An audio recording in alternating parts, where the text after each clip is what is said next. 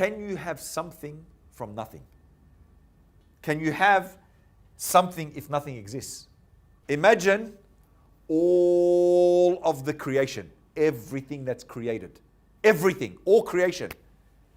We put it in this bubble and we call that all creation. Including angels and all. Everything. Everything that is created, everything that is created is in a bubble. Is in a bubble. Now, their background, where they came from, they came out of non-existence. At one point they didn't exist, and then they came to exist. So, their origin, where they came from non-existence. Something created them. How can they come to enjoy, how can they get from non-existence to existence if there is no one there? How can they make the jump from non-existence to existence if there's no one there? They can't. Their origin is from non-existence. How can they get from non-existence and make the jump to exist if there's no one there to start them? Does that make sense, Ahmed? So all of the creation is in a bubble.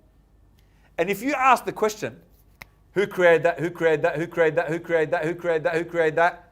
Because you're asking about creation, you always end up staying in the bubble. The only way to answer the question is when you go outside the bubble. It's got to be someone outside the bubble to start that bubble. Only someone, only someone outside that bubble, right, can start that bubble. Can start that bubble, right? Only someone outside that bubble can start that bubble, but he must be different to them. And that's when you get back to that, Yep, that's right. But he must be different to them. He must differ to them. What happens if he's like them? Where does he go back into? The bubble. The bubble. Beautiful. If he's like them, he gets back into the bubble. If he's like them and he had a beginning, he gets back in there. Does that make sense? Yeah. If he is like them, he's got to be different to them. Because he's got to start that chain. He has to be uncreated. He can't be created. He's got to be outside that bubble. Had never began. Only because God's nature is existence, that is, he never began, can anything exist in the first place. Right? So it started with him. It started with him creating all beings, but him having that nature to begin with. So the atheists are posing these questions, and they're trying to muddy the waters.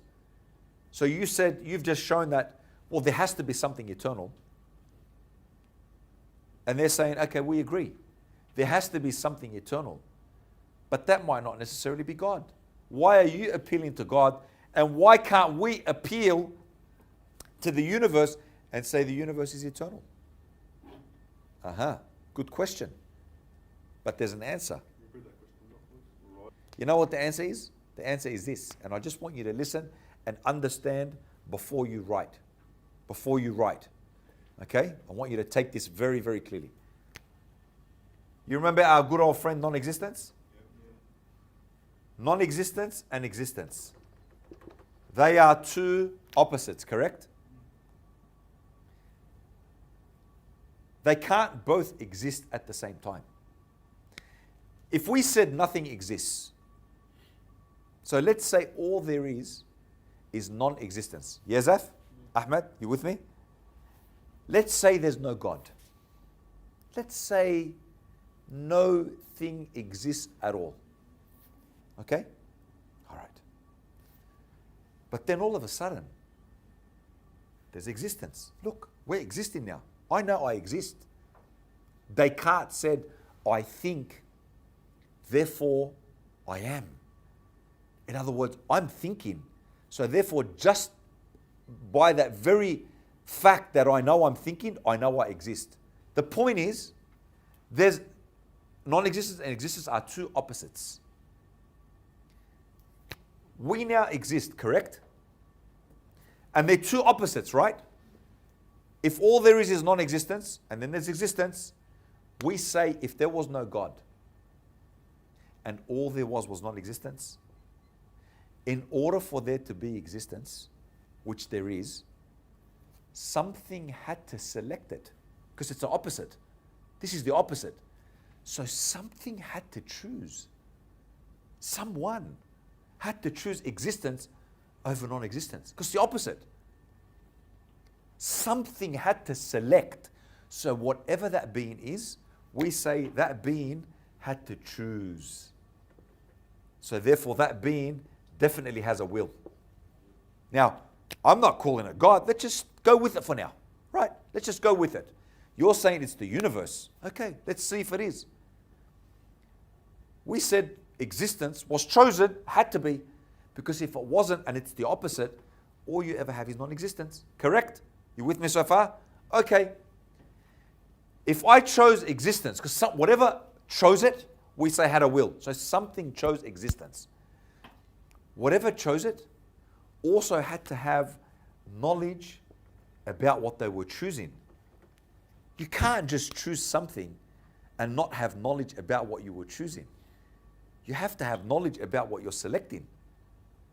Because if you don't have knowledge about what you're selecting, then you can't select it. So you have to have knowledge about what you're selecting in order to select it. So whoever that being is also has knowledge. Okay. So we know that being so far chose, selected, and willed, and has knowledge. Okay. How can you select something, and then how can you have knowledge of it? How can it be produced if you don't have the power to produce it? So whoever that being is, we say, well, whoever it is also has to have power. Because if you don't have power, how can you select it and create it and make it? And we're here.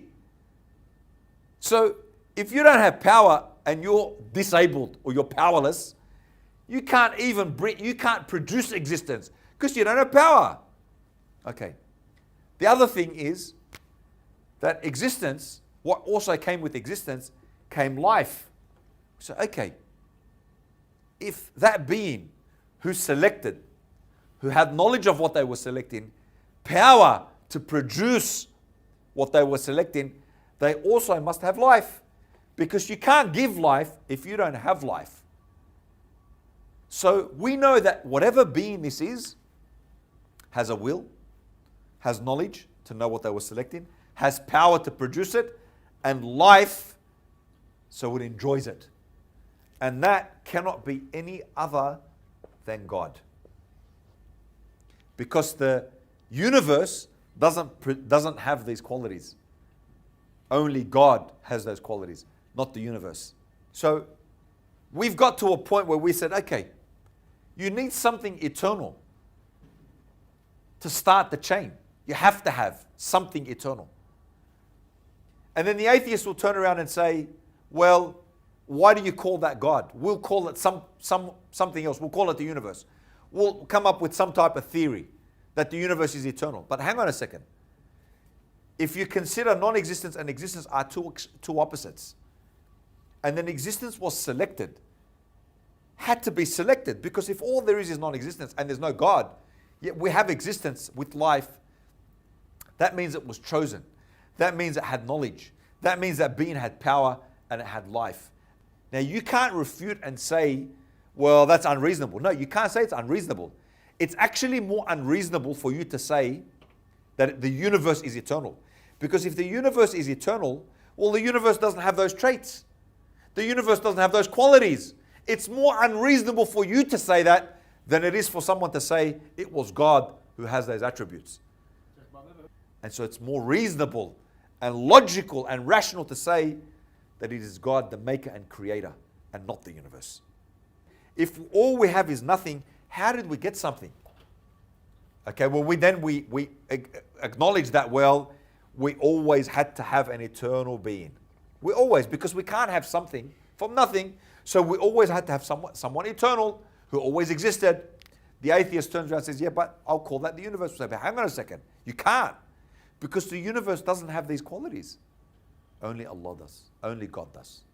See, something eternal needs to exist. Otherwise, if an eternal being does not exist, then you are saying something came from nothing, which is illogical. Now, Jita, we get to the point whereby we said that the atheist will argue, well, why can't that be the universe?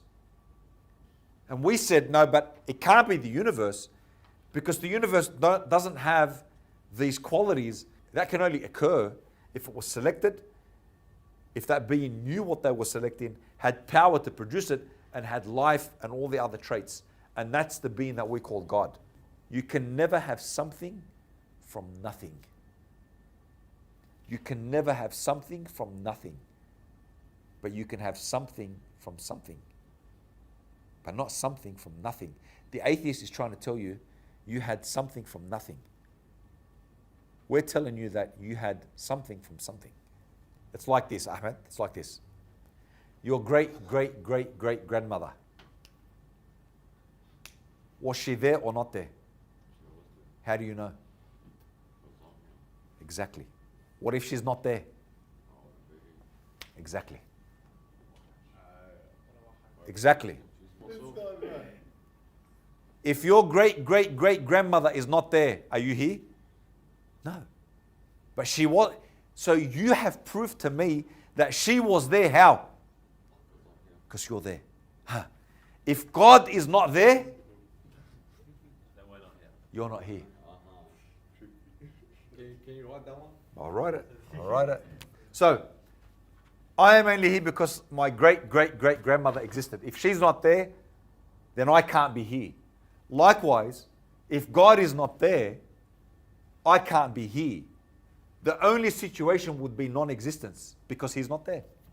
Then right, Shaykh was saying 158 victim. Because he's not there. He has to be there in order for you to be here. If he's not there, look, if he's not there, the only thing, the only situation is non-existence.